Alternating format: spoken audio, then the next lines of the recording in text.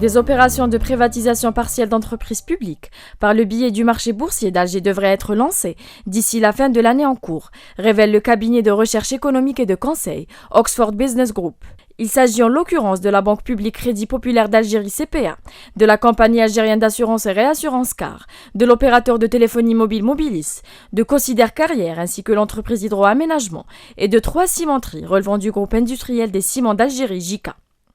Tout comme l'entreprise privée Avenir Décoration. Ces 8 entités publiques s'attellent depuis quelques mois à finaliser le processus de leur évaluation avant de prétendre officiellement au visa de l'autorité boursière, qui est la Commission d'organisation et de surveillance des opérations de bourse, COSOB, pour pouvoir ensuite lancer des opérations d'ouverture de capital. Outre ce listing officiellement arrêté, un autre grand groupe de téléphonie mobile, à savoir Djezzy, devrait aussi se porter candidat à une introduction à la cote officielle de la bourse. Opérationnelle depuis 1999, la bourse des valeurs mobilières d'Alger, convient-il de souligner, demeure très peu développée et ne contribue quasiment pas à canaliser l'épargne domestique et à offrir aux entreprises de nouvelles sources de financement de l'investissement en alternative au crédit bancaire classique.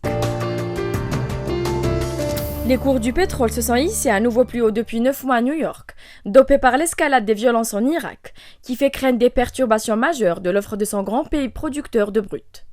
Le baril de light sweet crude pour livraison en juillet s'est apprécié de 38 cents à 106,91 $, son niveau le plus élevé en clôture depuis le 18 septembre 2013 sur le New York Mercantile Exchange. De même à Londres, le baril de Brent de la mer du Nord pour même échéance, dont c'était le dernier jour de cotation, a fini à 113,41 $ sur l'Intercontinental Exchange, en hausse de 39 cents, à son plus haut niveau depuis le 9 septembre 2013. En Asie, les cours du pétrole continuent de grimper dans les échanges matinaux, dopés par l'escalade des violences en Irak et l'offensive des djihadistes vers Bagdad, qui fait craindre des perturbations dans l'offre de son grand pays producteur. L'Irak a produit 3,33 MB par jour en mai, selon l'OPEP, dont ce pays est le deuxième pays producteur, derrière l'Arabie Saoudite et devant l'Iran et le Koweït.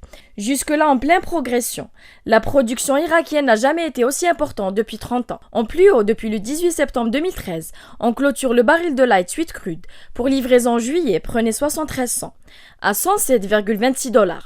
Tandis que le baril de Brent de la mer du Nord à même échéance adjugé 57 cents à 113,59 $. Toute perturbation de l'offre du deuxième plus gros producteur de l'OPEP risque d'obérer le rebond de l'économie mondiale amorcé cette année, prévient Damon Chouya de CMC Market. Même crainte pour les analystes de Philippe Futur, qui n'excluent pas que l'économie de la planète retourne en récession en cas de flambée des prix de l'énergie.